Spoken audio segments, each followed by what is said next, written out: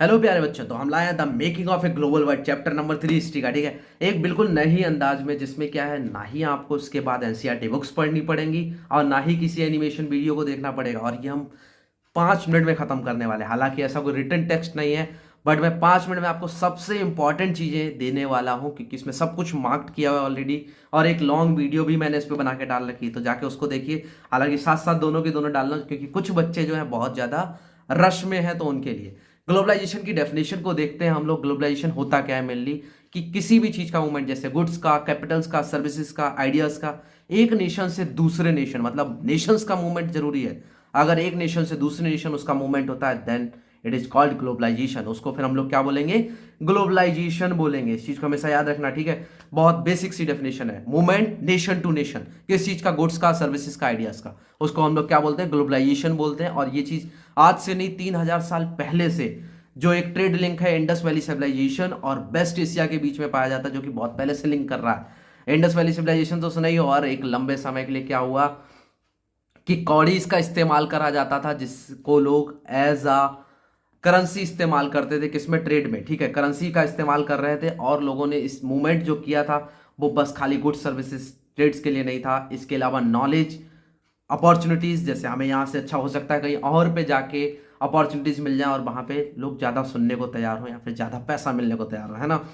तो ऐसे लोग मूवमेंट करते हैं। और स्पिरिचुअल फुलफिलमेंट हो सकता है कि लोग कई बार क्या करते थे, एक जगह से दूसरी जगह भक्ति करने निकल जाते हैं। हम लोग सुनते हैं ना, लोग अपना घर छोड़ के चले जाते थे। बिल्कुल सेम चीज, आत्म शांति के लिए लोग मूवमेंट करते थे। और एक चीज मैंने यहाँ पे और डाल रखी, क्या? Germs and diseases.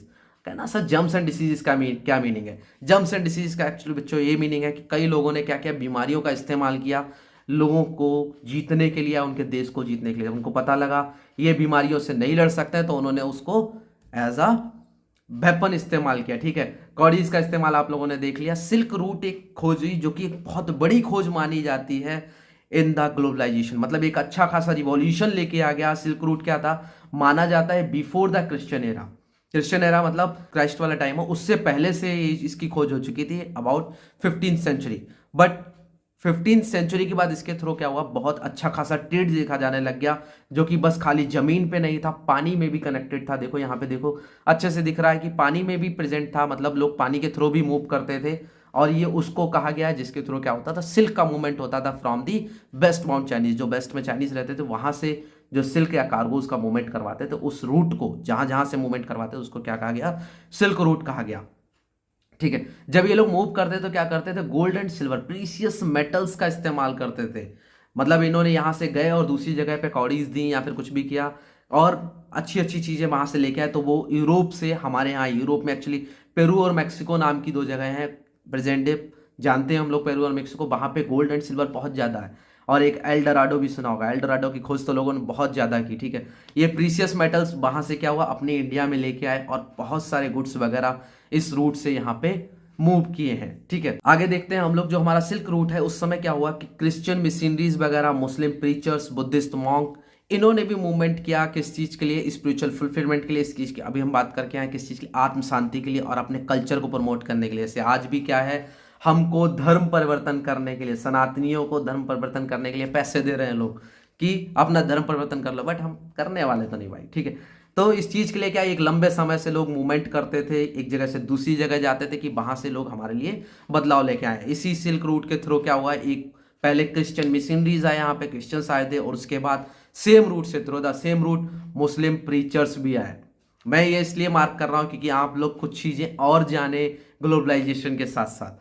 Muslim preachers भी यहाँ आए, उसके बाद हम लोगों को बोला भी गया था क्या, कि अपना धर्म परिवर्तन कर लो। ठीक है, और इसी रास्ते के थ्रू काफी सारा फूड्स भी ट्रेवल किया, जैसे कि नूडल्स, जानते हो नूडल्स को? चाइना से उसकी खोज हुई थी, बाद में इसको स्पेगेटी के नाम से जाना गया वेस्टर्न कंट्रीज में। और पास्ता जो है अरब कंट्री से खोज हुई थी, जिसकी वो इटली वगैरह में भी पुट कर दिया गया। वहां भी लोग इसको बहुत चाव से खाने लगे। और ऐसे बहुत सारे फ्रूट्स हैं जो और जगहों से ऑरिजिनेट हुए थे और वो जगहों पे मूवमेंट किए। फिर एक चीज बताता हूँ, क्रिस्टोफर कोलंबस ने क्या किया, एक रास्ता खोज लिया यूरोप से एशिया तक आने का, और इन्होंने गलती से अमेरिका को भी डिस्कवर कर दिया। अमेरिका को डिस्कवर करना एक्चुअली ना एक बहुत बड़ी दिक्कत हो गई, जो कि यूरोप ने उसका बहुत गंदी तरह से फायदा उठाया। अमेरिका एक लंबे समय तक लिए कट ऑफ था पूरे वर्ल्ड से।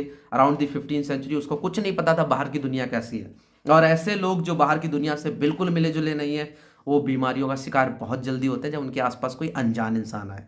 जैसे तुम्हारे आसपास कोई बाहर वाला इंसान आता है, तुम बहुत जल्दी अनकंफर्टेबल हो जाते हो, और वहीं वो बीमार हो, तुम्हारे मुंह पे आके खांस दे, तब तो बुरा ही हाल हो जाएगा। हालांकि जब ये वहां गए तो इन्होंने एक आलू की खोज करी, और आलू की खोज से कई लाखों लोगों की मौत हो गई। आलू से मौत, हाँ भाई, आलू से मौत हो गई। आलू के टाइम में क्या हुआ, लोगों ने, यूरोप में इतनी ज्यादा गरीबी थी, स्पेशली इन द आयरलैंड, गरीब लोग क्या कर रहे थे, आलू खा रहे थे कॉन्टिन्यूसली। हम भी तो आलू ही खाते हैं ना, जैसे तुम्हारा तो नहीं पता, बट हम भी आलू ही खाते हैं, सुबह शाम दोपहर तीनों टाइम आलू। अब 1840s में क्या हुआ, आलू में एक बीमारी चली जिस वजह से आलू खत्म हो गया। लोग वहां पे यूरोप में लोग क्या कर रहे थे, लगातार आलू की खेती करे जाते हैं। अब एक इंसान है, वो क्या कर रहा है, सुबह दोपहर शाम तीनों टाइम आलू खा रहा है, वो खेती भी आलू की करेगा, है ना। जब खेती भी आलू की कर रहा है, तब आलू खराब हो गया तो खाएगा क्या, कुछ भी नहीं खा पाएगा, वो पहले से ही बेचारा गरीब। और गरीबी की वजह से क्या हुआ, उनकी मौत हुई, मिलियंस ऑफ डेथ का कॉज बन गया ये आलू, जो कि बहुत ज़्यादा स्ट्रेंज है, सोचने वाली चीज़ है ना, कि ऐसा भी हो सकता है, कि हाँ भाई ऐसा भी हो सकता है, तो अब हम भी आलू बहुत ज़्यादा नहीं खाएंगे, ठीक है। इसकी डिस्कवरी से पहले क्या था कि पूरा अमेरिका कट ऑफ था, तो वो लोग बीमारियों से बहुत ज़्यादा बचते थे, कि उनको बीमारियां जल्दी होती भी नहीं थी, और बाहर की बीमारियों को वो सहन नहीं कर सकते थे। हालांकि इसी चीज़ का फ़ायदा उठाया पोर्तुगीज़ और स्पेनिश ने, क्या किया, कोई मिलिट्री और आर्म्स का इस्तेमाल ना करके एक डिसीज का इस्तेमाल करा, जिसमें स्मॉल पॉक्स और चिकन जो है मेजर डिसीजेस आती हैं। उस चिकन पॉक्स को और स्मॉल पॉक्स के जिनको हो रखा था, लोगों को बाहर लेके गए और उनको इस बीमारी से इंट्रोड्यूस करवा दिया। इससे इंट्रोड्यूस का मतलब क्या, hi hello I am chicken pox, ना इस तरह से नहीं, उनका इस्तेमाल करके क्या किया, लोगों तक पहुंचाया, और लोगों की डेथ होना शुरू हो गई, इतना बुरा हाल हो गया। और इस तरह से क्या हुआ, वहां पे जब लोग मरने लगे, लोग हिम्मत हारने लगे इनके सामने, तो इन्होंने क्या किया, पूरी कंट्री धीरे धीरे अपने कब्जे में ले ली, क्योंकि यूरोप की हालत इतनी खराब थी कि इनके खुद के पास तो कुछ था नहीं। वहीं पे हमारा जो इंडिया था, वो तो सोने की चिड़िया हमेशा से था, ठीक है। इंडिया और चाइना एक अच्छे उसमें माने जाते थे, रिचेस्ट कंट्रीज में से उस समय में, और जो कि पूरे वर्ल्ड के साथ उस समय भारी ट्रेड कर रहे थे। हालांकि जब ये चीज़ हुई है 18th सेंचुरी के बाद, जो अपना चाइना है, चाइना ने पूरे वर्ल्ड से लिंक जो है ब्रेक कर दिए, बोला अब हम जो है अलॉन्ग दी कंट्रीज जो है हम ट्रेड नहीं करेंगे और मूवमेंट अपना नहीं करा करेंगे। बस इस चैप्टर में इतना ही है। इतनी सी चीज़ों को अगर याद कर लेंगे आप लोग, तो पूरा चैप्टर अच्छे से प्रिपेयर हो जाएगा। पसंद आया हो तो लाइक ज़रूर करना, और दोस्तों के साथ शेयर करना, क्योंकि इतना शॉर्ट टेस्ट में शायद उनको कहीं नहीं मिलेगा। और एक खुशखबरी बता दूं, इसके आगे चैप्टर नहीं है, पूरा सीबीएसई ने काट दिया है। चलो, थैंक यू।